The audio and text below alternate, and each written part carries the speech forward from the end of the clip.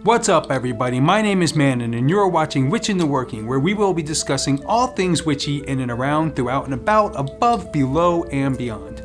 So, there are many types of magic that exist in the world of witchcraft today. Poppet Magick, Herbal Magick, Sachets, Color Magick, Sympathetic Magick, Elemental Magick, Talismans, Amulets, Sigils. I mean, seriously, the list of techniques and methods goes on and on like a freaking marathon.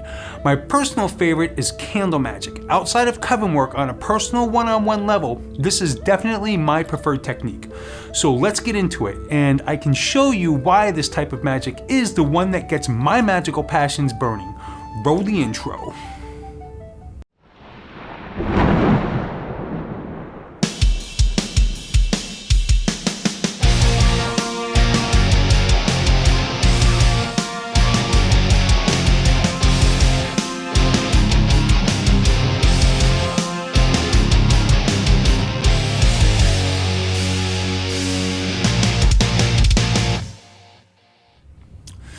Welcome back everybody. So, fire plays a very, very important role in our history as human beings, yet it is deeply shrouded in mystery as no one can really trace when we first began to harvest it. I mean, every time we blink our eyes, scientists are discovering new circumstances that place our existence as humans a little further back than they expected previously. Fact is, fire is one of the few things that have set us apart from most other species on Earth. It's currently believed that fire was kindled by humans approximately 50,000 years ago and used domestically as late as 10,000 years ago. There is evidence, however, that fire was in use by hominids upwards by as much as 500,000 years ago. Early man obtained the first fire from natural situations. Lightning would strike and cause fields and or trees to burn, for instance, or just the dryness of a plain in the sun alone would have caused some fires. Regardless of how nature produced this amazing transformative element, man was able to harvest this element and utilize it to their advantage. Warmth, light, cooking, creating homes, all of this a part of what made fire so important to early man, and in fact, a necessity for our progress and survival to the present day. It wasn't long before man began to figure out how to create fire ourselves. Some believe approximately as far back as 12,000 years ago. Much of ancient man believed that the gods provided the fire for us, and even in some stories that man stole the fire from the gods. Regardless of the stories of how we obtained fire, mythologically at least, one factor that almost all cultures share is that fire is the ultimate power of transformation and purification. Soon, early man began to harness and carry around fire portably, so to speak, in the form of lamps, torches, basins, and of course, candles. Fire was used to communicate with the gods and goddesses, as this was an element directly linked to so many of them. Many times fragrant herbs were embedded in candles and then burned as offerings to the gods, as a sort of messenger to the gods, as the fragrant smells would waft upwards to the heavens to satisfy and squelch their needs. And of course, fires were built to burn sacrifices, many times burnt meat offerings to appease the gods and goddesses, again as fragrant smoke was carried towards the heavens to accomplish what was believed to achieve a satisfaction to the gods, that in return, blessings would be bestowed upon us.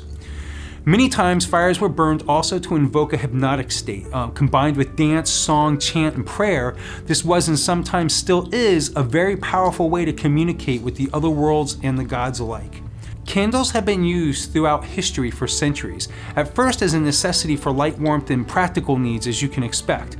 Once electricity came along, candles really began to make their way into the importance of religion and magic as a tool of light, consecration, magic, and purity.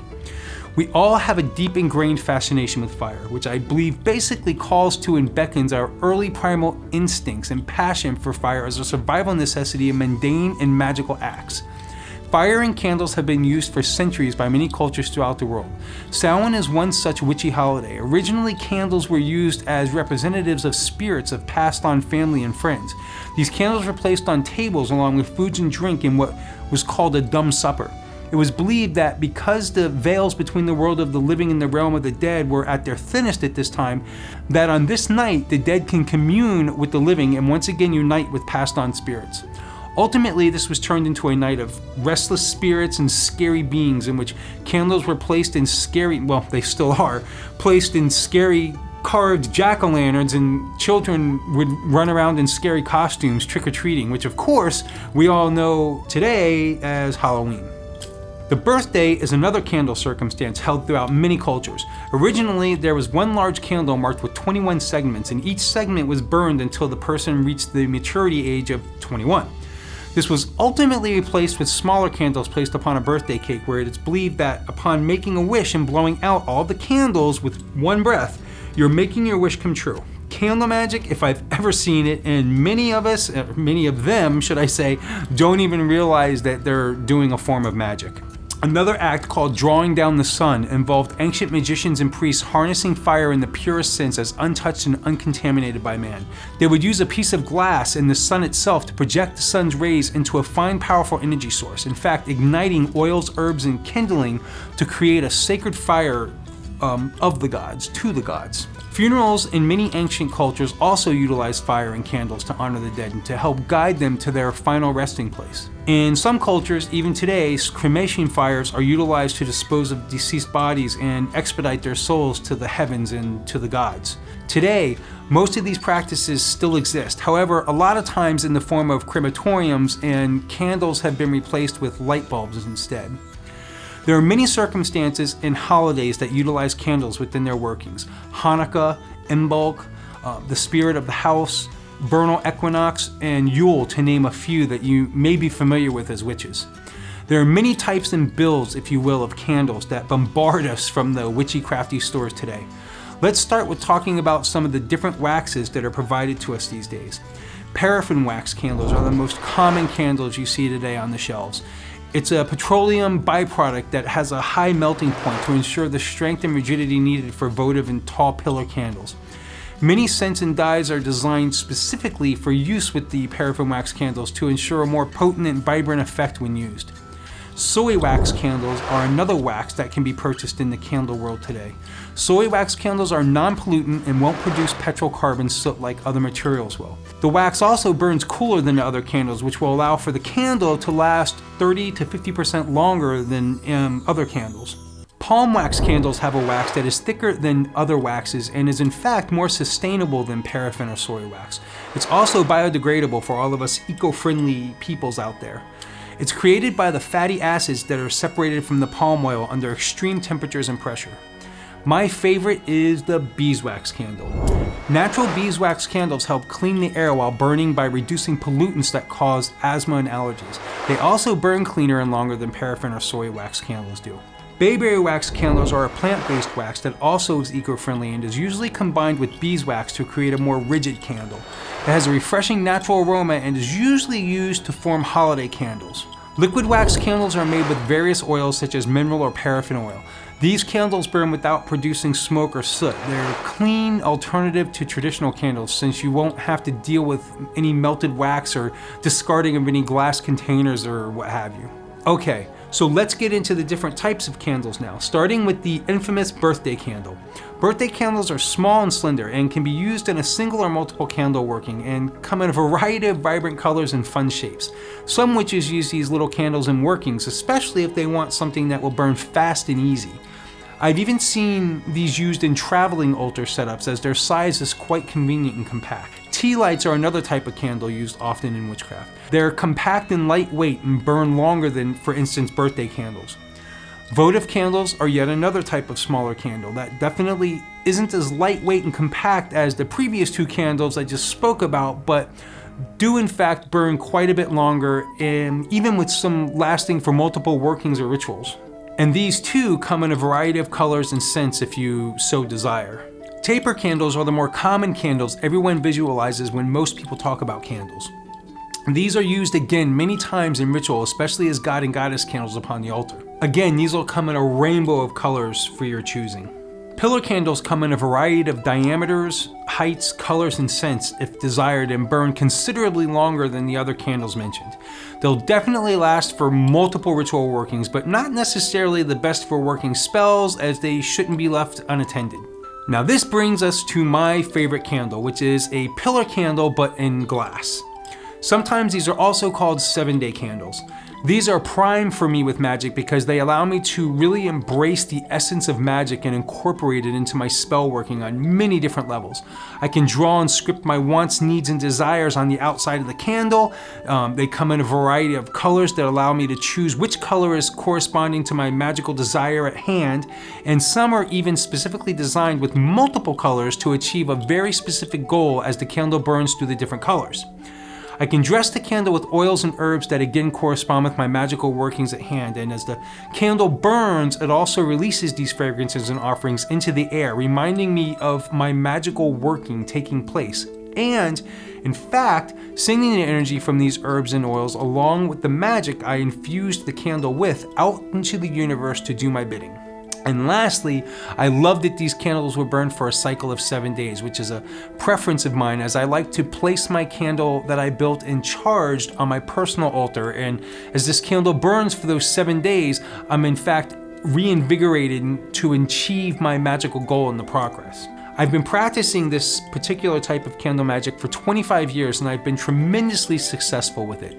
At the end of this video, I'll be demonstrating how I dress and perform this type of magic, which is very powerful and very successful when your intent is meet and right. There are many specialty novelty candles too that you will find in many witchy stores or botanicas that are specifically shaped to achieve and influence different goals and outcomes. Here are a few for different purposes. The Hand of Glory, the couple candle, a penis candle, a vagina candle, a skull candle, and a knob candle. After you have lit your candle, it's also important to read the signs that it gives off. Your candle will talk to you and let you know exactly how your working is going and how it will go moving forward. Some of the signs to look for are as follows. A good clean burn. Generally, your common candle burning with no exuberant actions are a good sign. When the candle burns without a lot of smoke, movement, noise, or dripping, your spell work is going as planned. The results will manifest as expected, though not perhaps as quickly or dramatically as you might like. A strong, powerful flame. There's a lot of energy and magic behind your spell. Any blockages to your success are quickly falling away, and a quick, successful result is most likely.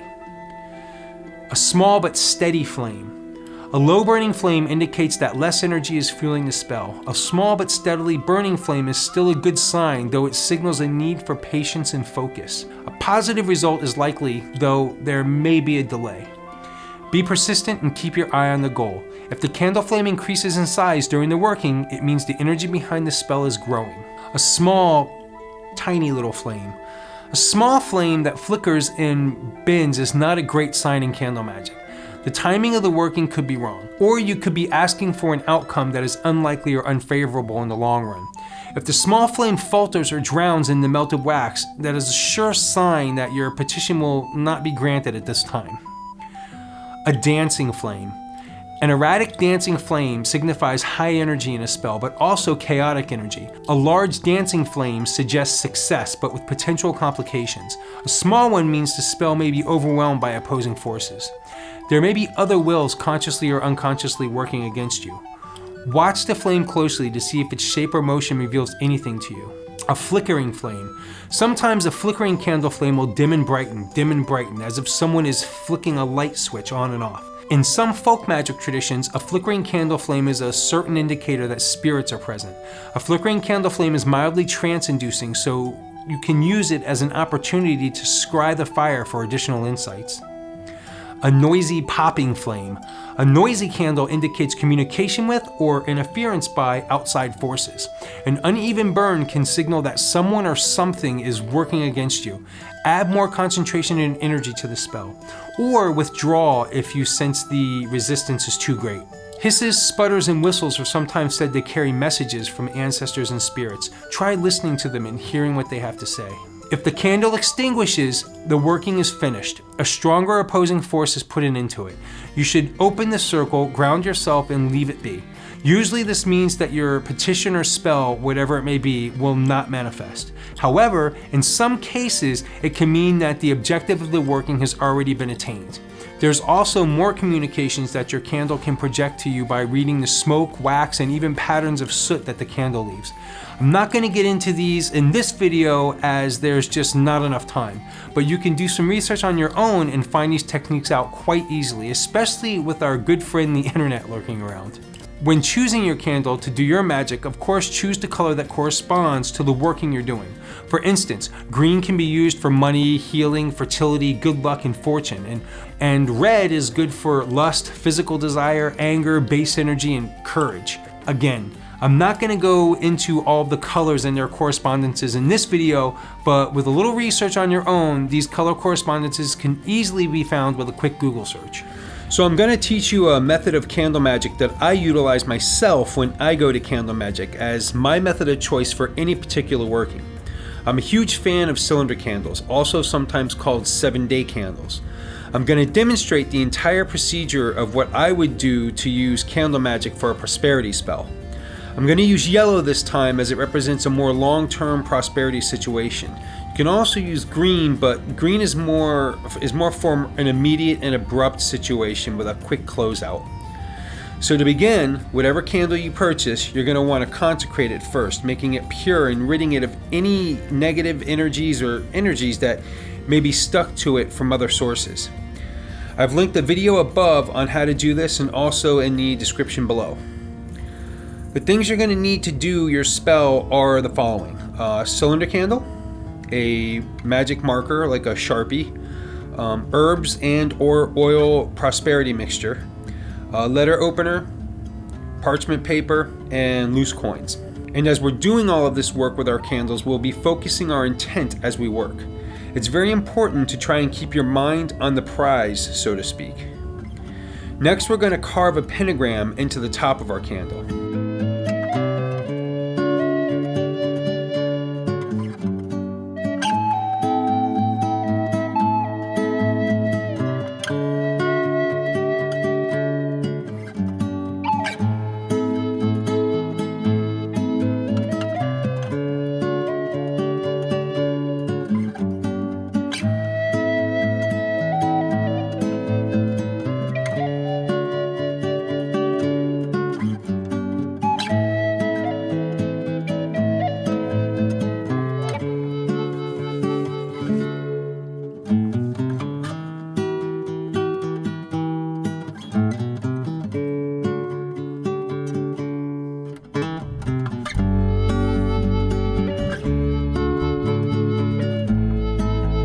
After this, heat up the blade a little and then create pits in between each pentagram point, 5 in all, as deep as you can. But be very careful when you're doing this, as in my experience, the glass casing has broken on me before.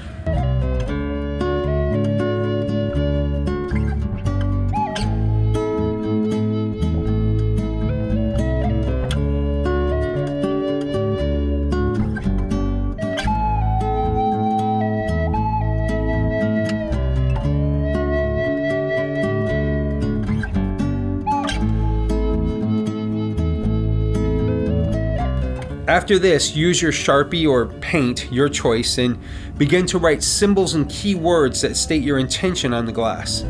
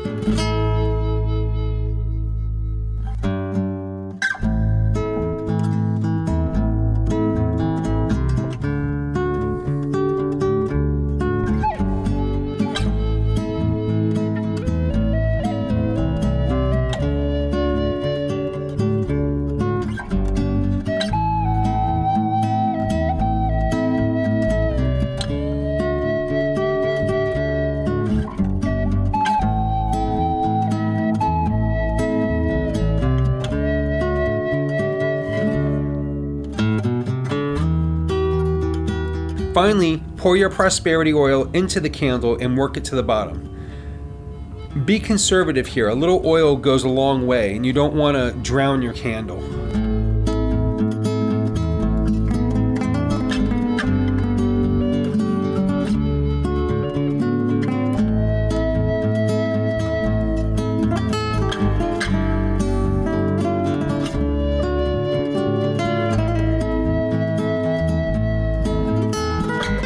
Next, on your paper, write in detail what you want. Be as specific as you can.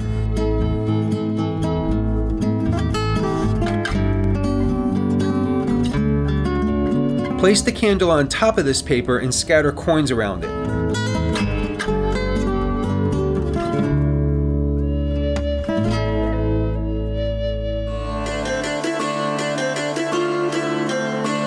Finally, raise and program your energy and power your candle. In the end, you're done. Light your candle. I've linked above a video on raising energy and other methods called The Power of a Witch. I've also placed a link to this video in the description below. If you're not familiar with how to raise, program, and send out energy for magic, I strongly recommend you watch that video. Okay, so that's going to wrap up this episode of What's in the Working. What's your favorite candles you use for ritual magic? What do you do and how do you do it? Let us all know in the comments below. Click that subscribe button below and be sure to tell all of your witchy friends and family about What's in the Working. Give me a thumbs up or a thumbs down, if you dare. And ring that little bell to remind you of future episodes to come. I love you guys and gals. I hope you enjoyed this video. Until next week, see you soon.